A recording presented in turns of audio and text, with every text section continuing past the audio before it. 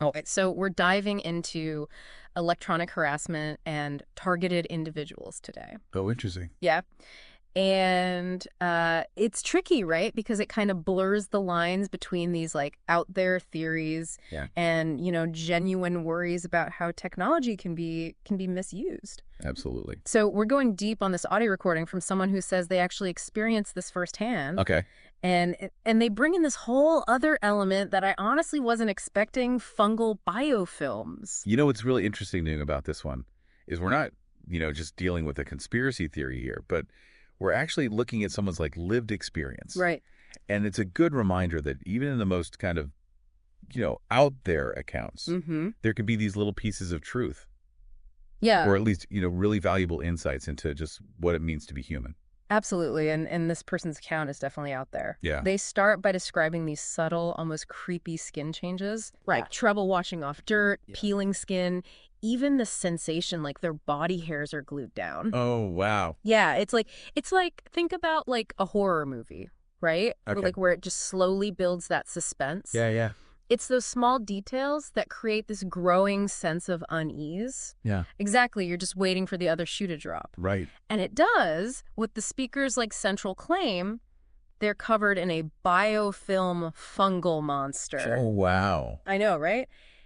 And this is where it connects to Morgellons, Right. which, if you don't know, is a condition where people experience skin lesions. Mhm. And a lot of times they believe that there are fibers coming out of their skin. Right. Morgellons is a whole other rabbit hole. It is. Oh, yeah. But this speaker, they're absolutely convinced that the root cause is this biofilm Mm-hmm. and that it's trapping dirt and allowing stuff to grow inside it. So we've got biofilms, we've got Morgellons, but how does this tie into being a targeted individual? Well, this is where things get really, really interesting. The speaker believes that this biofilm is actually amplifying the effects of the alleged targeting. Okay.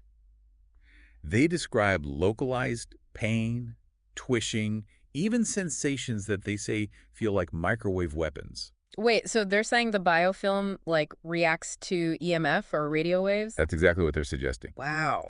And get this, their proposed solution is, well, it takes an unexpected turn. I am intrigued. Lay it on me.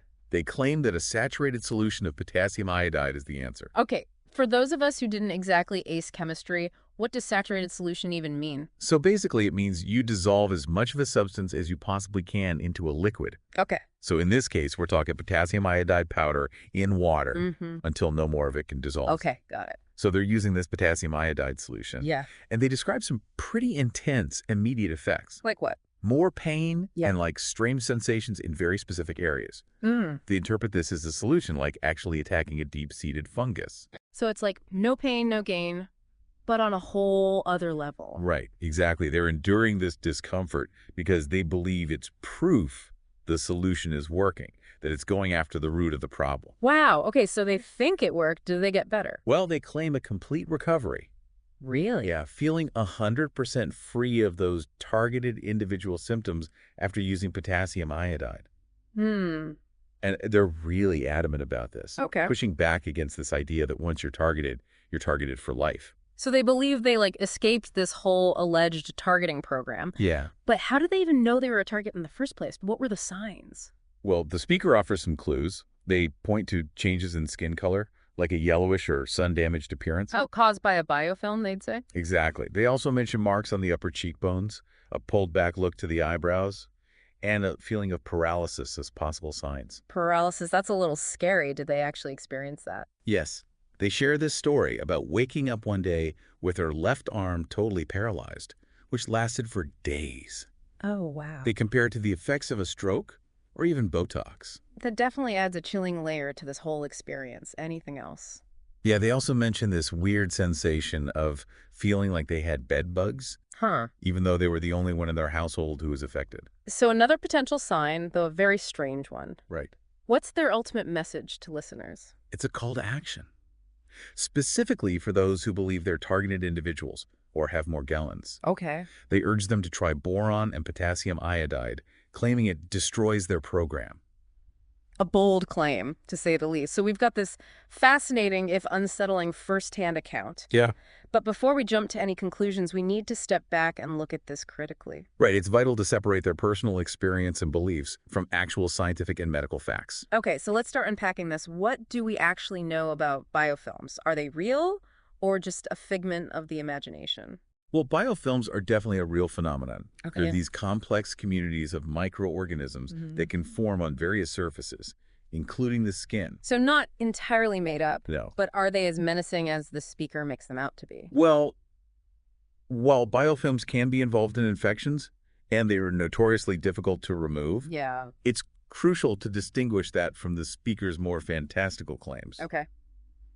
Biofilms aren't inherently evil or part of some grand scheme to harass people. Got it. So biofilms, real, but not necessarily the villain in this story. Exactly. Now let's address the Morgellons connection. As we mentioned, it's a bit controversial. Yeah. While some individuals who identify with Morgellons may have underlying medical conditions, a significant contributing factor is often delusions of parasitosis, or DOP. Delusions of parasitosis. What's that? It's a psychiatric condition where individuals have this persistent, unshakable belief that they're infested with parasites, even though there's no evidence. They might experience real sensations like itching or crawling, Yeah. but they attribute those sensations to imaginary insects or creatures. So it's possible that some of what the speaker describes, especially that feeling of things crawling on their skin, could be linked to DOP?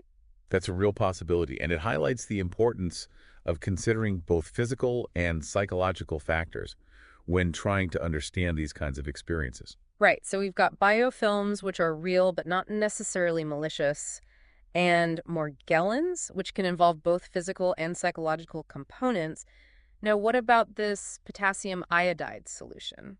Any truth to speaker's claims about its effects? Well, potassium iodide does have legitimate medical uses, like treating certain thyroid conditions and protecting against radiation exposure. Okay. But self-treating with it can be really dangerous. So not something to try at home, even if it sounds like this miracle cure. Absolutely not. Any use of potassium iodide should be under the supervision of a medical professional. Solid advice, but zooming out a bit, what can we learn from this speaker's story overall, even if we're skeptical of the whole targeted individual thing? What's the big takeaway here?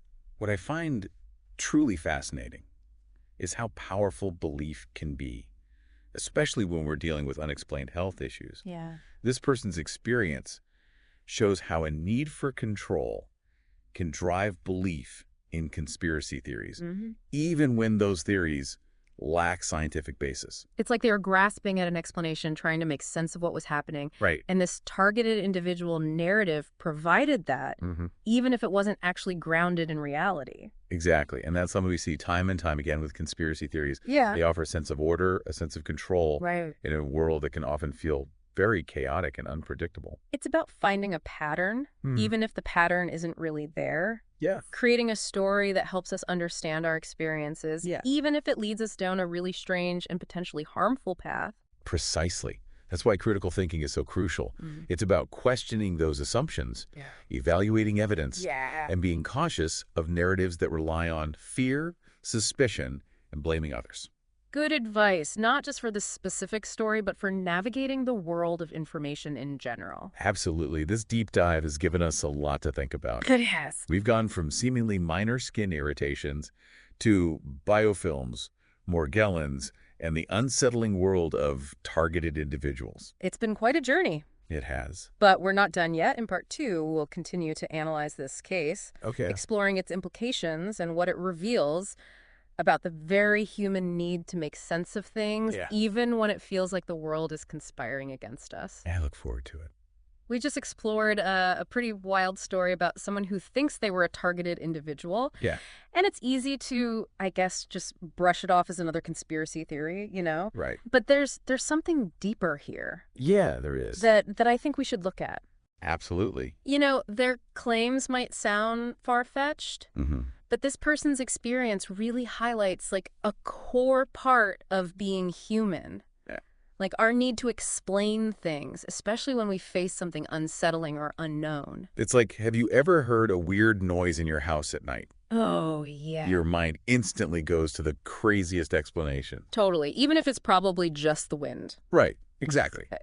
We're just wired that way, to seek patterns, make connections, Yeah. even if they're not really there. Especially with our health, right? Oh, absolutely. When something feels off and you don't know why, Yeah. it's natural to look for answers, even if they lead you down a rabbit hole.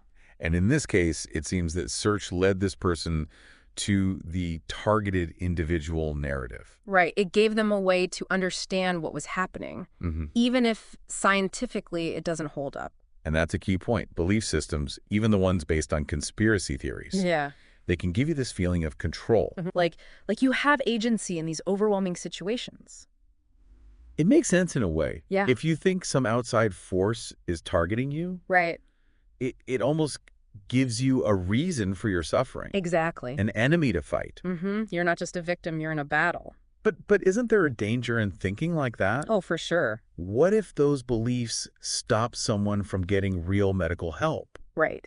Or push them to try treatments that aren't proven or even dangerous? It's a very valid concern, and it's why it's so important to approach these kinds of narratives with a healthy dose of skepticism. So how do we do that? How do we engage with people who hold these beliefs, but in a way that's both compassionate and honest?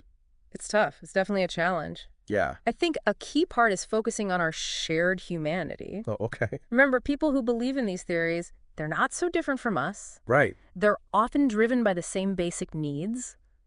Like what? To feel safe, to understand the world, to find some kind of meaning. Yeah, it's about remembering everyone has a story. Even the ones that sound outlandish. Exactly. They can teach us something about being human. And if we come at these conversations with empathy, with curiosity, Yeah. we can create a space for actual dialogue where people feel heard, even if their beliefs are different. It's not about proving someone wrong. Right.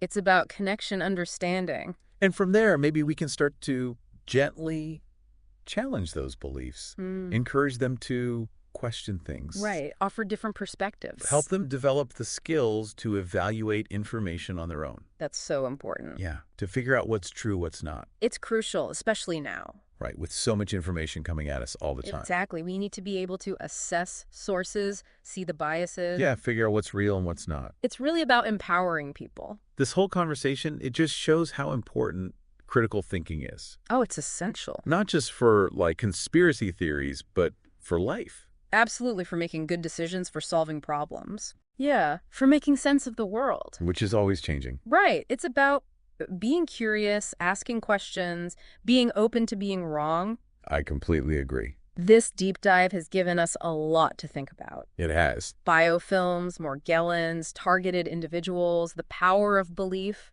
It's really a journey through science psychology. Yeah. That human need to find meaning. Even when things are uncertain. Exactly. And as we wrap up this part, I think the biggest takeaway is we need to approach these unconventional beliefs, the ones that seem out there, with both empathy and critical thinking. Absolutely. Listen to people, understand their fears, but also gently challenge what they think. Help them see things from different angles. And all the while, encourage them to be curious, to seek the truth. Well said. Because in a world where information spreads so fast, critical thinking is our best tool. It's how we navigate this crazy complex world. So stay curious, keep asking questions, never stop learning. We've been looking at this story, this person who believes they were a targeted individual. And it makes you think about how we try to make sense of things. Right. Especially when life feels kind of chaotic. Absolutely. And we talked about how the internet can, like, amplify these beliefs. Yeah. Creating these echo chambers where misinformation just spreads. Right. It's easy to get caught up in that. But how common is this targeted individual thing, really? It's more widespread than you might think. Really? There are whole online communities dedicated to it. Wow. People share their stories, support each other. I can see how that would be, I don't know, comforting in a way, but also kind of scary. Right. It's a double-edged sword. To find people who get what you're going through, but then what if it just reinforces these beliefs that might not be true? Exactly. It can isolate people from other perspectives. Yeah, from real information. And that's the challenge, isn't it? It is. How do we bridge that gap? Yeah. How do we talk to people who are so deep in these belief systems without, dismissing them or sounding like we're better than them? It's a delicate balance, for sure. Yeah. I think one approach is to focus on our shared humanity. Okay. Remember that people who believe in conspiracy theories, Mm-hmm. they're not fundamentally different. Right. They're driven by the same basic human needs. Like what? The need to feel safe, Yeah. to understand the world. To define meaning. Exactly. So it's about remembering that everyone has a story, Yeah. even if that story seems, I don't know, strange or out there, Right. Those stories can still teach us something. about what it means to be human. And if we come at these conversations with empathy, with Mhm. genuine curiosity, then maybe we can actually have a real dialogue, Right, where people feel heard and respected. even if we don't agree. It's not about winning an argument. Yeah, or proving someone wrong. It's about connection, understanding. And maybe from there, Yeah. we can start to, I don't know, gently challenge those beliefs, Mhm. help them think critically, And encourage them to question things. give them different perspectives. Right. Help them develop those tools to evaluate information. Yeah, figure out what's real and what's not, That's crucial. especially now with so much information out there. It's about empowering people to think for themselves. This whole deep dive has really shown how important critical thinking is. It's essential not just for dealing with conspiracy theories, But for everything. for life, for making good decisions, for solving problems, For understanding this crazy world. which is constantly changing. Right. It's about being curious, asking questions, being open to the possibility that we might be wrong. I couldn't agree more. So we've covered a lot. Well, Biofilms, Morgellons, targeted individuals, Yeah. power of belief. it's been quite a journey. It has. It's this intersection of science, psychology, And that human need to find meaning. even when faced with the unknown. And as we wrap up, I think the most important thing to remember is we need to approach these unconventional beliefs, the ones that seem out there, Right. with both empathy and critical thinking. Absolutely. Listen to people's stories, understand where they're coming from, Yeah. but also, gently challenge their assumptions. Help them see things from different angles. Exactly. And all the while encourage them to be curious, to keep searching for the truth. Because in a world where information spreads so fast, It's almost overwhelming. critical thinking is our most powerful tool. It's how we navigate this complex world. So stay curious, keep asking those questions, and never stop seeking knowledge. Thanks for joining us on this deep dive, and we'll see you next time.